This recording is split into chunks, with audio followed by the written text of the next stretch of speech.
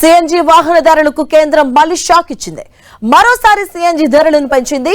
ఢిల్లీలో కిలో సిఎన్జిపై ₹2 పెంచుతూ కేంద్రం నిర్ణయం తీసుకుంది. పెరిగిన ధరలు నేటి నుంచి అమల్లోకి వచ్చాయి.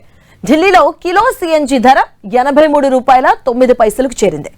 12 రోజుల్లో సిఎన్జి ధర ₹6 పెరిగింది.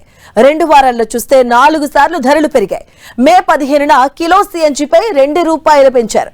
అలాగే మే 23న కిలో సిఎన్జిపై ₹1 పెంచడం జరిగింది. ఇవాళ అదనంగా మరో ₹2 పెంచింది కేంద్రం. అంతర్జాతీయ ముడి చమురు మార్కెట్లో నెలకొన్న తీవ్ర అస్థిరతలే ఈ ధరల పెంపునకు ప్రధాన కారణమని విశ్లేషకులు భావిస్తున్నారు. ముఖ్యంగా గల్ఫ్ ప్రాంతంలో నెలకొన్న ఉద్రిక్తతల కారణంగా అంతర్జాతీయంగా ఇంధన సరఫరాపై ఆందోళనలు వ్యక్తమవుతున్నాయి. ఇక ఫిబ్రవరి 28న పశ్చిమాసియా సంక్షోభం ప్రారంభం కావడానికి ముందు బ్రెంట్ క్రూడ్ ఆయిల్ ధర బ్యారెల్కు $72గా ఉండేది.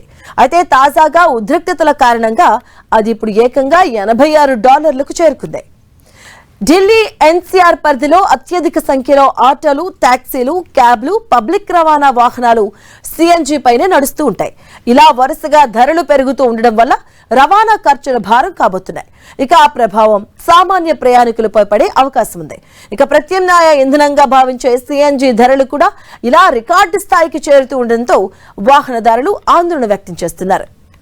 ఇక ప్రస్తుతానికి ఈ ఇబ్బంది కేవలం ఢిల్లీ వాహనదారులకే.